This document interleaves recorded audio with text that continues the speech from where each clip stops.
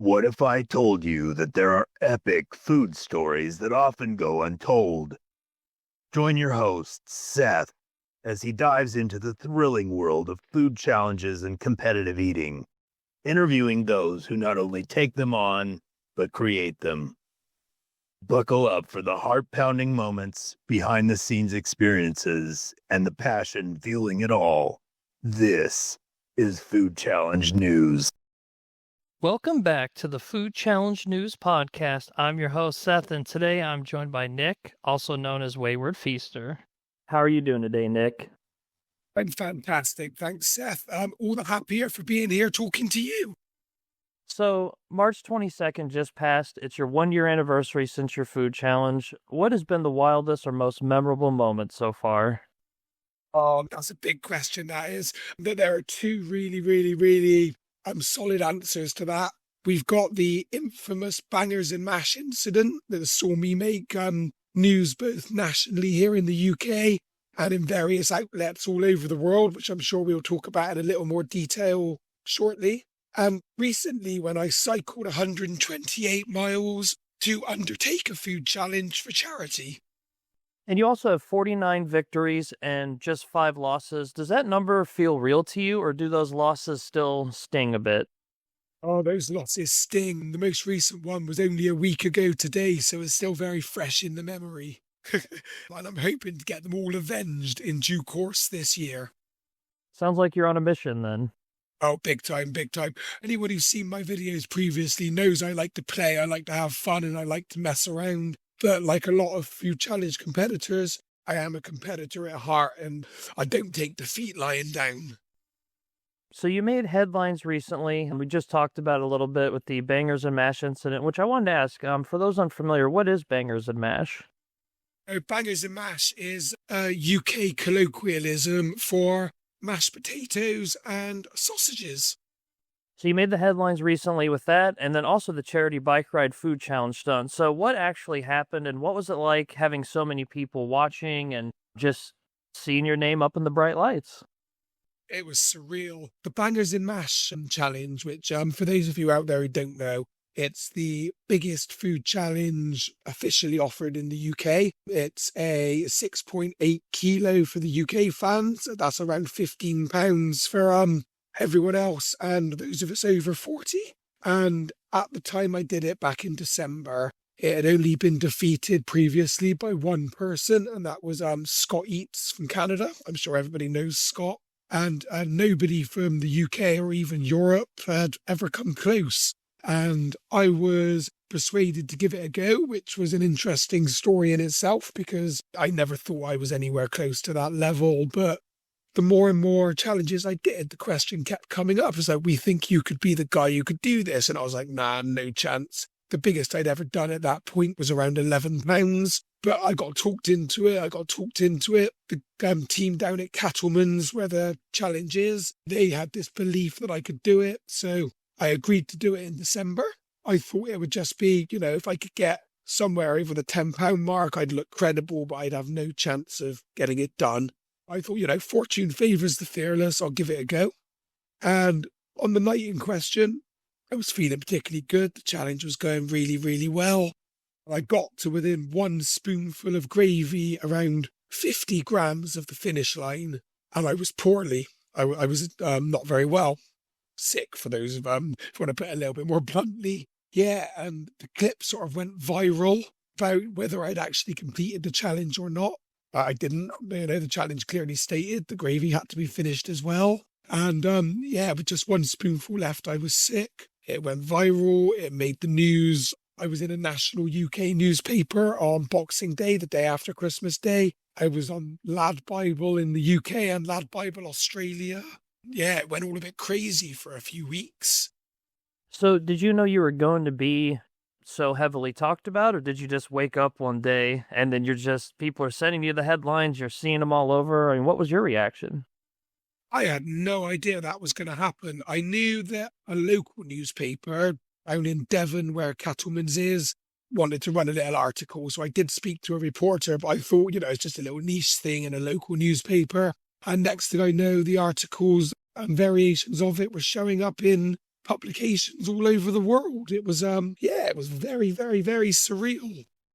And then let's talk a little bit about that charity bike ride food challenge done. So how did that come about, and how did you end up doing the charity bike ride and then also the food challenge? Okay, so it's a bit of a two-pronged story, this one. I've got a little bit of a reputation for cycling to and from food challenges in sort of more my local area, or if I was traveling, I'd cycle home from the train station, and people thought it was a little bit crazy because a lot of people imagine after you've done a challenge, you don't want to do a lot of moving. And the conversation came up when I was down at Cattlemans last October. For those of you who don't know, the guys at Cattlemans, they live stream all their challenges. They have a great team down there, Jess usually and Panda, who sort of talk to the chat as you're doing the challenges. And the subject came up. And as a joke, I said one day, well, maybe I'll cycle from my hometown here in Bristol down to you guys to do a challenge, which is roughly 128 miles. And before that night was over, we set the idea to do the challenge for charity. So in the space of what was a joke, within an hour, it became a very real thing. So I thought, okay, I'm locked in now. I'm a very fit guy, quite fancy the challenge. I'll do it. And fast forward another couple of weeks, I did a challenge at a place here in Bristol called the Port of Bristol Sports and Community Hub. It was just a relatively routine sort of £5.5 English breakfast challenge. But whilst I was down there, I got talking to the guys, and it turned out that they do a hell of a lot of charity work, including in 2025, they gave away over 2,000 meals to homeless people, to school kids. And I did a couple more challenges there over the coming months, and I got to know them. And I thought, what better cause for an eater to raise money for than not only a local food challenge venue, but one who do so much for feed people who need it. Yeah, from there it kind of escalated that I was going to cycle between the guys at the Port of Bristol and the team down at Cattlemans, whereby I'd take on a surprise food challenge at the end of the ride. So after the challenge, how did the ride go? So it was the other end. So we started the ride. The ride was torturous. It was a long way. I'm not as young as I used to be, so it did take its toll. Then when we got there, we had a £10 pottage pie challenge, which I believe shepherd's pie over on your side of the pond. So by that point, let's face it, I was starving. So the challenge went spectacularly. Beat it in about 20 minutes, had a lot of fun, a lot of chatting doing it. Ironically, that exact same challenge had been beaten by James Webb in only 4 minutes a few days beforehand. So that challenge itself had a little bit of publicity that week. So let's talk about the challenge mindset. Picture this. You're staring at a massive plate. What goes through your head first? Panic, excitement, strategy, or all of the above? All of the above. I'd say I never really panic. I'm not a panicky person. I'm not easily fazed. But first two things, excitement. I see it come out. You get that big grin. Usually I'm in full performance mode by that point. I like to chat. I like to engage people. If there's an audience, brilliant. But it's that mixture of excitement, entertainment, and strategy as well. If I know what I'm doing, or I've got an idea, or I've seen the challenge before, I already have a loose strategy in my head. But sometimes you sort of think on the fly and think, actually seeing that in person, maybe I want to do this, this, and this. But usually with me, it is mostly just excitement. I'm an excitable person. It's just, right, let's get going and let's try and make this as fun as we can. Well, it's also very apparent from your videos that you're just very excited to do it, passionate, and you just seem like you're in your element.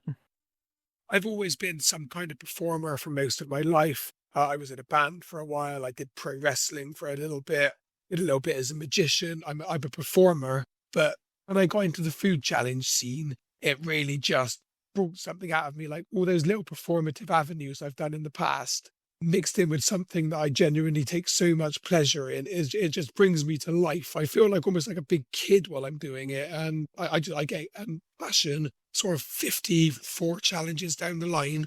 I get as excited now as I did on day one. So what did you play in a band? I was a rhythm guitarist. Oh, that's cool. I actually play drums, so that's really neat.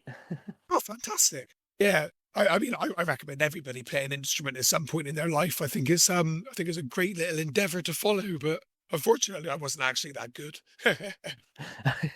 And you also said you were a magician, huh? I got to ask you about that. Oh yeah. You know what was all like? We all had our pandemic hobbies, and I've been a big magic fan my entire life. One day I decided to learn a coin trick, and as is my nature, it kind of spiraled out of control, and I spent the next 5 years learning magic. I still dabble every now and then, but it kind of got a little bit displaced when I got into the food challenge scene, and I realized I was a lot better at that than I was at making coins disappear. But I did do some kids' parties and other little bits and pieces. I still break it out every now and then. So now I have to ask, do you think anyone will ever see you do maybe both, like for a video, like you do something to do with like magic and then you do a food challenge or like vice versa?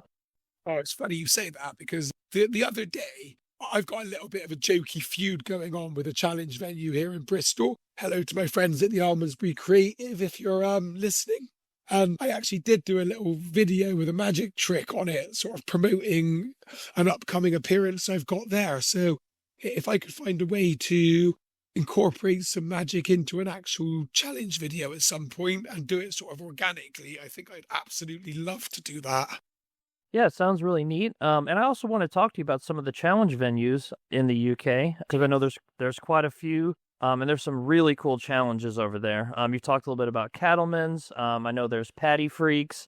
Yeah. Almond's very creative. And I'm sure there's more than that. So how has the food challenge scene been in the UK?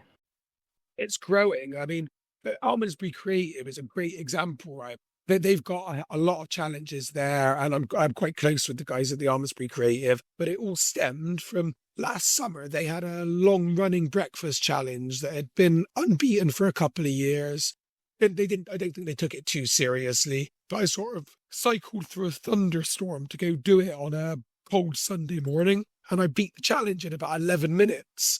They had so much fun with it. Next thing I know, Garth, the proprietary there, has introduced about another 8 challenges. And the running joke is that had I not ambled in that Sunday morning, there'd be no challenge seen in Bristol. And as the British Eating League is growing and we're getting more sort of competitive eaters on the scene who are creating their own relationships with the venues, the scenes are growing and growing, and we're getting more and more venues popping up almost by the day, it would seem. I mean, I'm finding more of them through your glorious Facebook page than I can always keep track of. Well, we're very glad to hear that you found some through us. And did you say you cycled through a thunderstorm for a food challenge? Oh, I did, yeah. It was on Sunday morning, 9 a.m. I had the challenge booked in. Because of events they had at the Almondsbury Creative, we'd had to postpone and do things, move it around a few times, and I was so determined not to miss it. I cycled through a thunderstorm to do it, which is about 40 minutes from my house. So if you ever go back, if anyone ever goes back and watches the video from that on my YouTube venue, you'll see my t-shirt is absolutely soaked through. And I promise it's not the nerves from the challenge. Yeah, I don't think I've ever heard of that. I gotta say, that is very much a dedication. So I respect that. So absolutely, thank you. And let's talk a little bit about the British Eating League real quick. So how did you get involved with the British Eating League? And what does it mean to you? So going back to the British Eating League. So when I did my first food challenge, the venue put a little video up online. I got addicted after the first one, which I'll talk about that first one a little bit in a minute because it's just a quirky little story. But I put some at-home videos up online, and then my now good friend Franco's Feasts, he saw the videos and invited me to get involved with the there's a British Eating League group chat, and he saw me eating 10 pounds of yogurt on Instagram, invited me to come in on it. Sort of got to know the guys who participate regularly in the British Eating League. And then I didn't actually then do my first event for a good few months afterwards, which was the British Eating League Chicken Nugget Finals in November, where I was fortunate enough to finish in 3rd place behind the absolute legend that is Max versus Food, who astonishingly ate 220 nuggets in 10 minutes. But I was lucky enough to finish 3rd with 108 in my first competition. So it did kind of put a little bit of a statement. In spite of all my fun and games, I did mean a little bit of business.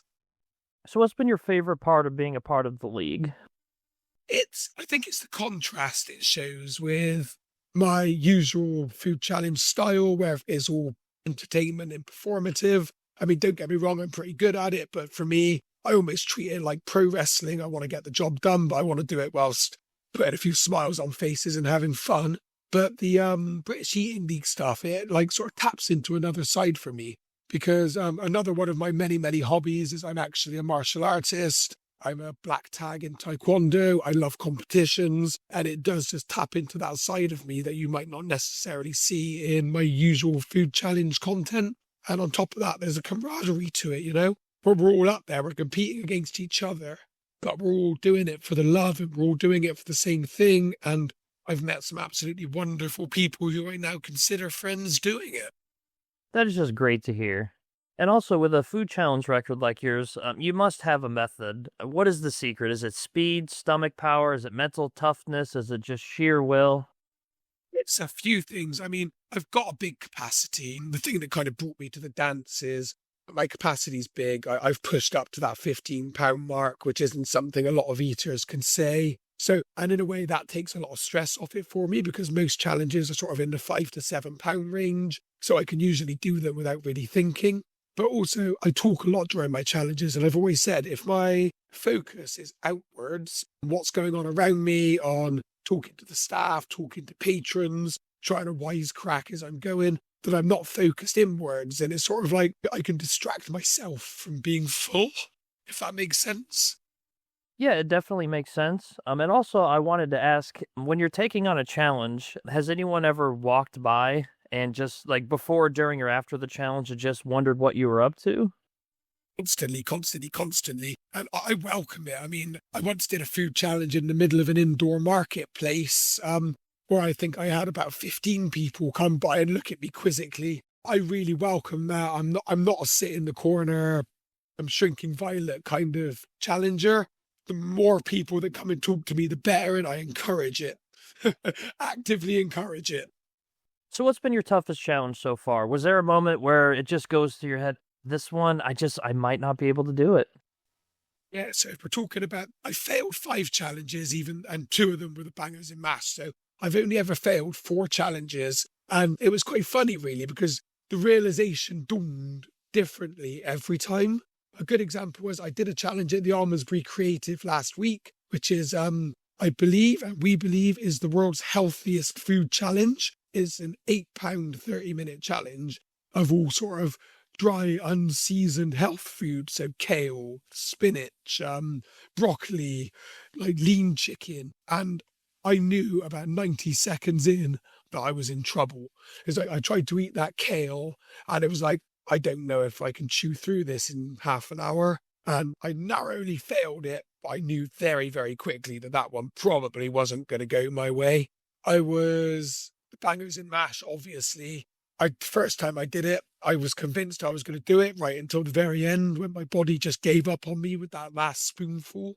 The second time I tried the bangers in mash challenge, I was actually quite poorly and I should have postponed it, but I was stubborn. So I didn't get quite as close because I just, one thing a lot of people don't realize is that food challenges can be quite physically demanding. And if you're not 100%, especially if you're trying to take on something sort of at the top end of your capacity or the top end of your speed, it's probably not going to go well. So it's in different points every time that I've thought, yeah, maybe this isn't going to go great, but we soldier on, we fight to the end. That is the only way I know.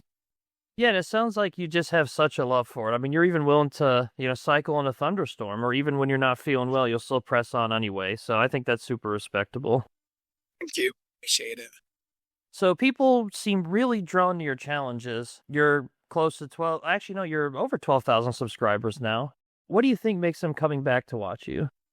I think it's because I do it a little bit differently, There are lots of people out there who do this for sport, There are people who do it, the guys who sweat over their meat. They want to do things as quickly as they can. They want to set records, or maybe they're just not as confident performers. But like I said, I've spent a lot of my life on stage. So when I'm doing a challenge, I like to treat it like an event. And I've had a few people say to me, you do things differently. You make this look enjoyable. Because occasionally you have to get serious. But people, like I said, I'm just not another guy sweating over his plate. I have my own style, which I think is quite distinct. And for those unfamiliar, how did you come up with the name Wayward Feaster? So there used to be two of us. And that's why it was like a team name. So it used to be Feaster with an S. But the two people didn't really last for very long. It lasted for a couple of at-home challenges. And if I'm honest, I'd already set up all the socials by that point and I just couldn't be bothered to rebrand. I did think about it, but then I thought, you know what, there are a lot of people out there with the versus food and their name. So I kept it because, again, it was just something a little bit unique. And I think the term sort of wayward kind of sums up my slightly chaotic personality traits. So now, with over 12,000 subscribers, what are you looking forward to next? The only thing I'm ever looking forward to is just the next challenge and hopefully putting a few smiles on people's faces. I'm doing a challenge tomorrow that I'm really looking forward to, even though ironically I can't really talk about it for two reasons. I got a phone call from a well-known challenge venue in the UK saying, can you come up on this week? Can't tell you what we're doing. You can't live stream it and you can't mention it for a couple of days afterwards. And I can't think of anyone else crazy enough to actually take this deal. So I said, yeah, I'll be there on Thursday.